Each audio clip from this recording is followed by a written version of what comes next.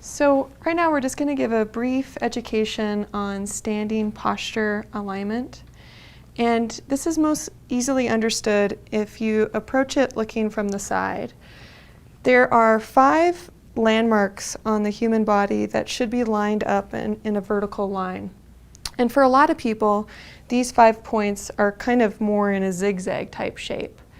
For ideal alignment, you want to stack up so that's a straight line, so that when gravity is working against your body, it's creating less stress on the joints and soft tissue if it is stacked up vertical versus that zigzag sort of pattern.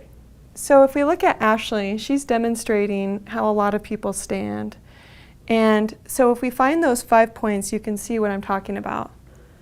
We find the ear, the center of the shoulder, this outside hip bone, center of the knee, and this prominent ankle bone.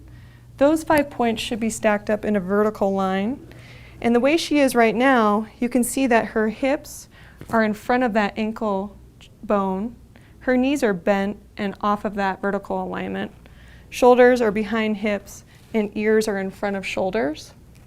So now we want to go through the steps and correct that posture into a more optimal standing alignment. So I'm going to ask Ashley to shift the weight of her hips back. And that will place hips over that prominent ankle bone there. And with that shift, also her knees straightened up.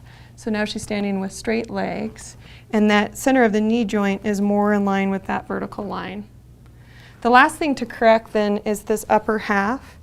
And you can see she shifted the hips back, but if we find that shoulder joint and we drop a plumb line down, her shoulders are still well behind that hip joint, which can cause a lot of compression in the low back.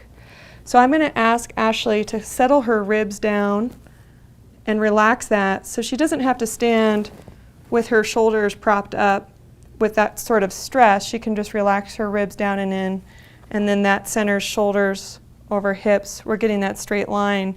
Last thing is where her ears are, and you just want to ramp your head back a little bit, Ashley, just to center ears more over shoulders to avoid that forward head position, which can cause a lot of compression in the cervical spine.